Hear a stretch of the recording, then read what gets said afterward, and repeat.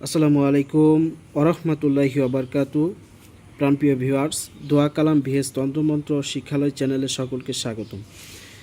আলহামদুলিল্লাহ, আপনাদের দোয়ার বরকতে আমিও ভালো আছি। তো চলুন ভিউয়ার্স, আজকে চণ্ডাল চণ্ডালিনীর হাট জাগানো, অর্থাৎ কোনো রাহু চাণ্ডাল বা কোনো মরা মানুষের হাড়কে জাগ্রতকরণ একটা বিদ্যা আপনাদেরকে সরাসরি দিতেছি।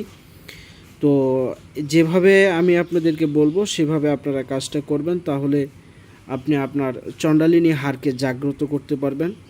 সেটা কোন হাড় হইতে হবে তাও আমি বলি। সেই হাড়টা আপনার অবশ্যই হইতে হবে রাহু চাণ্ডাল অথবা জারজ সন্তানের হাড়, সাথে সাধারণ কোনো হাড় হলে হবে না।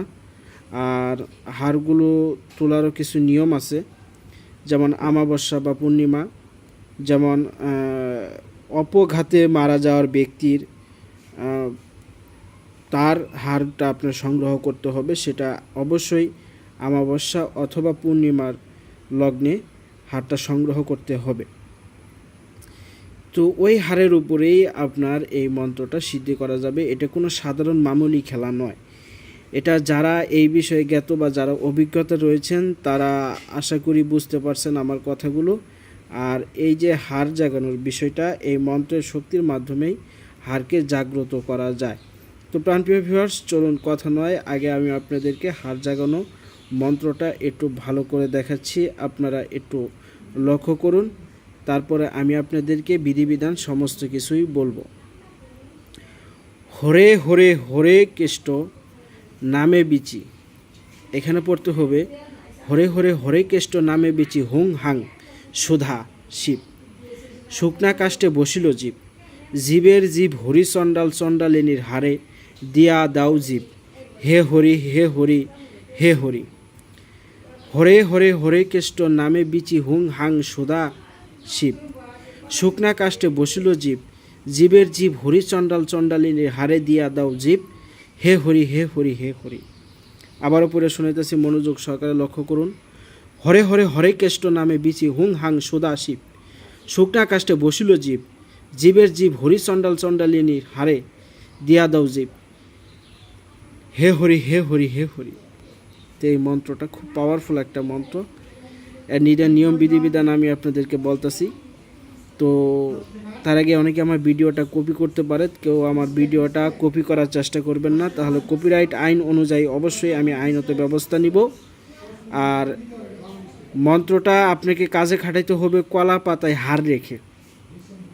কলা পাতায় হাড্ডিটা রাখবেন, হাড়টা রেখা 3টা দুবলা দিয়া 3বার মন্ত্র পাঠ করে 3বার জল ছিটা হাড়ে এক ফুক হলেও নড়বে, একটু হলেও নড়বে।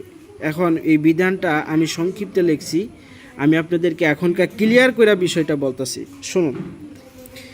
আপনি আমাবস্যার রাতে হাড়টা নেবেন, নিয়া আপনি কলা পাতাটা রাখবেন উত্তর মুখ। আপনি রাইখা আপনাকে উত্তর মুখ হয়ে বসতে হবে। এটা আপনি নদীর ধারে অথবা শ্মশান ঘাটে জাগাইতে হবে, এছাড়া অন্য কোনো জায়গায় জাগাইলে হবে না।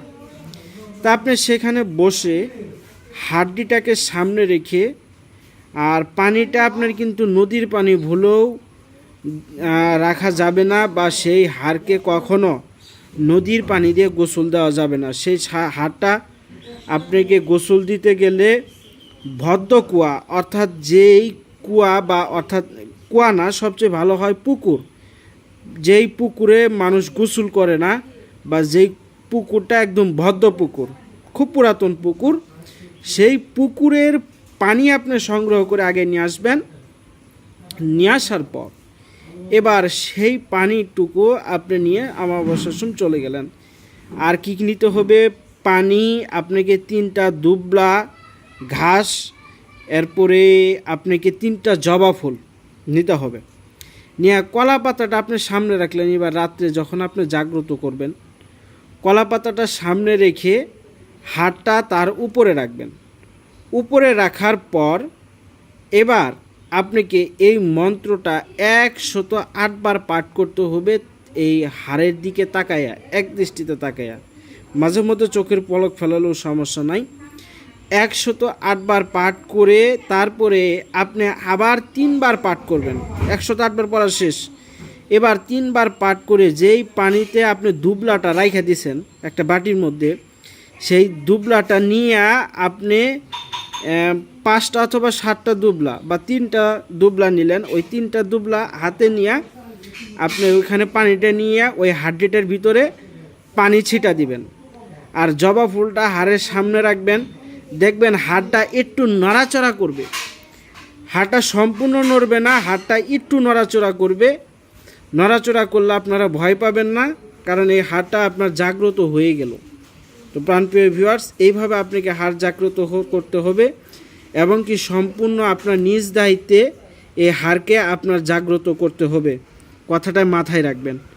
আর ভিউয়ার্স, এখানে যদি কারোর বুঝতে অসুবিধা হয় বা কারোর যদি আরও বেশি কিছু আপনারা যদি না বুঝতে যদি সক্ষম না হন, তাহলে আমি আপনাদেরকে সমস্ত কিছু বিধিবিধান বলে দেবো ইনশাআল্লাহ, সমস্যা নাই।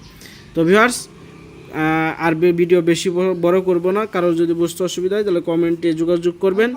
মন্ত্রটা আরেকবার পড়ে শোনাইতেছি, শুনায়ে আমি বিদায় নিব। তো চলুন মন্ত্রটা লক্ষ্য করি। হরে হরে হরে কেষ্ট নামে বিচি হুং হাং সুদা শিব, শুকনা কাষ্টে বসিল জীব, জীবের জীব হরি চণ্ডাল চণ্ডালিনী, হারে দিয়া দাও জীব। হে হরি হে হরি হে হরি, এই হলো মন্ত্র। তো মন্ত্রটা আপনারা মুখস্থ করেন, মুখস্থ করলে সিদ্ধি, মুখস্থ করে তারপরে কাজ করেন। তো ভিউয়ার্স, সকলে ভালো থাকেন। ভিডিওটা যদি ভালো লাগে তাহলে চ্যানেলটা সাবস্ক্রাইব করেন, ভালো না লাগলে চ্যানেল সাবস্ক্রাইব করার কোনো প্রয়োজন নাই। তো ভালো থাকেন সকলে। আসসালামু আলাইকুম ওয়া রাহমাতুল্লাহি ওয়া বারাকাতুহু।